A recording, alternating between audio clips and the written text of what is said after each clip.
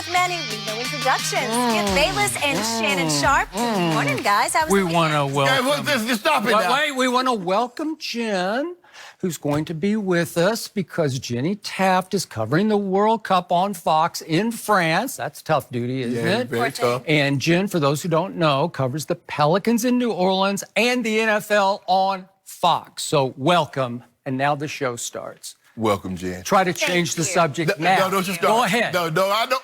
You already tweeted last night. Oh, I Shannon Sharp. I beat him out of 3 cases of the nectar of the God. So I want to announce that I am so impressed and so shocked that Sharpadamus even showed up for work today after I beat him out of 3 cases. And for the record, I want to note, before we even get this show going, I did not trick him into this bet. You did. I did not, because you proposed the bet. I proposed You one opened case. the door. I proposed one case. And then it went to 2. And as soon as you said 2, I said 3. Exactly. Because I have the courage of my convictions. And I won even though they lost Klay Thompson to injury and they lost Kevon Looney to injury.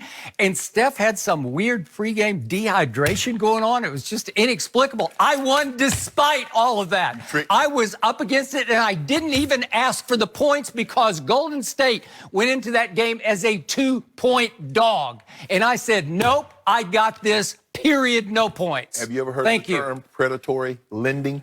No, I have not. Yes, you have. Feisty You on are a Monday predator. morning. You preyed on my vulnerability. Did I start? Did I say, hey, let's make a bet? You did. No, you did. You did. You No, want due on it? I said one case. Okay. You said, let's make it 2. Oh. I'll tell you what. Reveille says you want to do 2. Let's make it 3. Okay, so now you want some intervention from above to save you from yourself, like I broke the rules in making this bet? Is Make that it how it one goes? case, because that was our original bet. Oh, what? You're trying to Welsh on the cases. I'm going to have to This take is careful note outrageously wrong. with you guys. Well, let's get You to got the me. good stuff. Game Lord 2, have mercy. last night. The Warriors, they did go on an epic 18-0 run in the second half, tying the series 1-1. But, as Skip mentioned, they lost one of their stars in the fourth quarter. Klay Thompson fell awkwardly after shooting a jumper. He had to leave the game with tightness in that hamstring late in the fourth quarter. Danny Green hit a 3 to cut the Warriors' lead to 2, but closing seconds, Raptors choose not to foul. Ball swings around to a wide-open Andre Iguodala, who nails the game-clinching 3. The Warriors win by 5 with Game 3 on Wednesday in the Bay. So, despite the terms of that bet, I know you're very upset about that, Shannon. Was last night more about Golden State or more about the Raptors? Be honest. It was more about the Warriors. Give those guys credit. They showed it. And Klay mentioned this, Skip, even though they lost. He says, I think we'll bounce back and show the character of a champion. That was after Game 1. After Game 1 loss. Yep. Draymond was unbelievable again. He was 1 assist away from a triple-double. Steph played with Steph. Boogie Cousins gave him tremendous minutes after only playing, 8 minutes in Game 1 and really being a non-factor. 11, 10, and 6. He played really, really well. Iggy did Iggy. If you notice, Skip, they did something. They switched it. Now, all of a sudden, they don't put Iggy on Kawhi. They let Klay take Kawhi.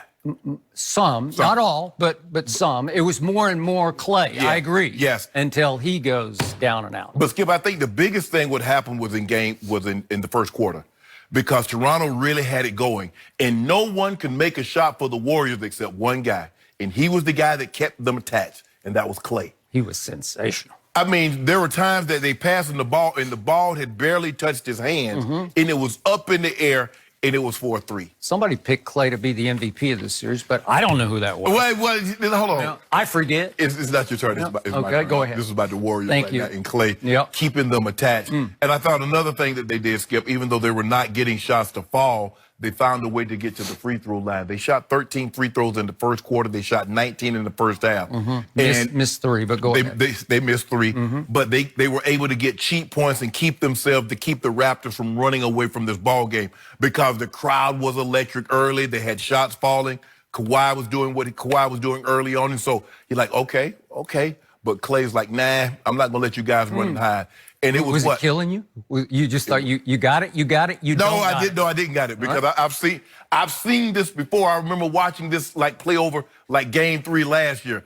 Clay and Steph are cold, and KD can't miss. And even though they're up big, you're like, man, I don't feel comfortable. And I'm sure the Raptors and their fans felt the very same way as I'm feeling sitting there watching the game, knowing that a game that you're up 3 or 4, you really should probably up by double digits, considering how poorly they're shooting the ball from the field.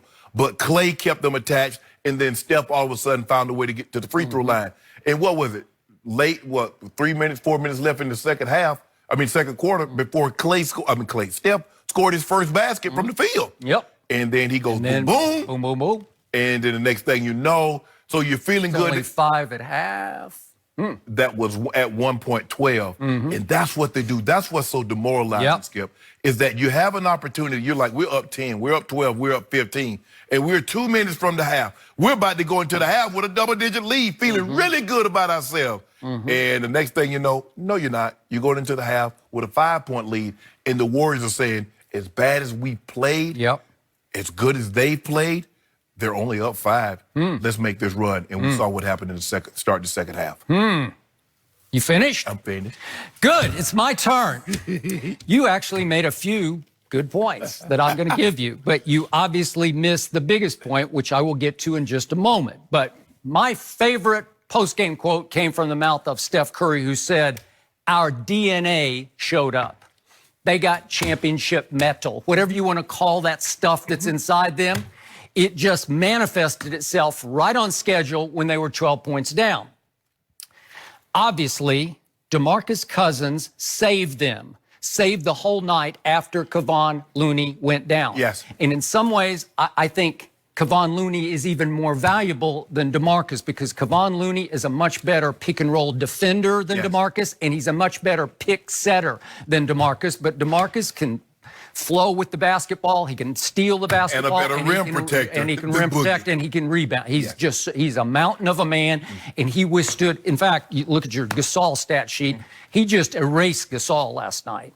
So I will give you that, but that was the miracle is that DeMarcus Cousins has returned from a torn quad, not a ruptured, but a torn quad, just 7 weeks after he did that on April 15th. That's a miracle. But the painful irony is that number 2 is now in Toronto simply because a year ago, he missed 73 games with a bruised quad. So one guy has a torn quad and miraculously returns to play 28 minutes last night.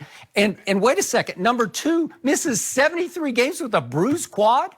And finally, San Antonio was forced to throw up their hands, if not their lunch, and say, okay, we got to ship him out. Look. Right? I thought that was not the question. Okay, well, I'm just saying that's the great irony to me. The subplot of the game is DeMarcus somehow miraculously returns just 7 weeks after he tears his quad. Maybe he had a severe strain. Oh, well, maybe. But I've never seen anything like it. It's like a go figure to me.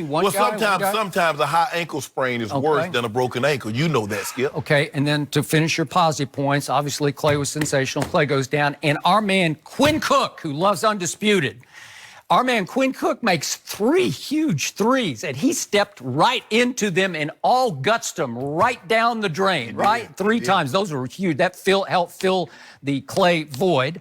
And then how about my man Iggy? Was that not a dagger of a 3? Are you surprised because he was a Finals MVP? Right. He's got championship DNA running through him. Right. If you dare him to shoot that shot, he will take and he will make, right? Yeah. Okay. Now, that's all the good stuff that happened last night, but now let's get to what really happened last night, or should I say did not happen. Because despite all of the above, the Golden State Warriors won Game 2 without scoring a single point from the 5:39 mark of the fourth quarter all the way down to 7 seconds. So they go 5.5 crunch time, clutch time minutes, 5.5 minutes. They don't make a free throw. They score 0. This is the highest scoring team in the NBA this year. They score 0 from 5:39 all the way to 7 seconds, and they stole Game 2. Why was that, Mr. Sharpadamas? Why was that? You know why it was. It was because number 2 came up small in Game 2 down the stretch. He puts up great stats. What was he, 34? And so we're going to talk about that a little later. 34 and 14. 34 and 14. Okay, I give you all that. But the point is, I keep telling you, he is fragile physically and mentally. He is not that guy with the game on the line. He is not a clutch closer. He never was for San Antonio. He needed Van Vliet to close game one. And last night, when he needed Van Vliet, nobody else showed up. And he definitely did not show up. Can I count the ways just to specify what I'm talking about here? Thank you very much. So, number 2 sits out the first part of the fourth quarter, and he comes back on the floor with 8 minutes to go.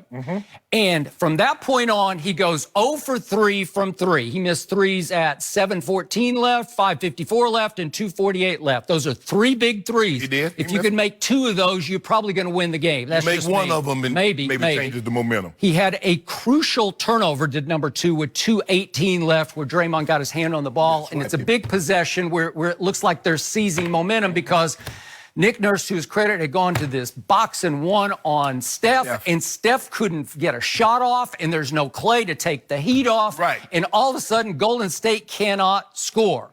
Now, he had 2 scoring plays, did number 2, and they were both highly controversial and questionable.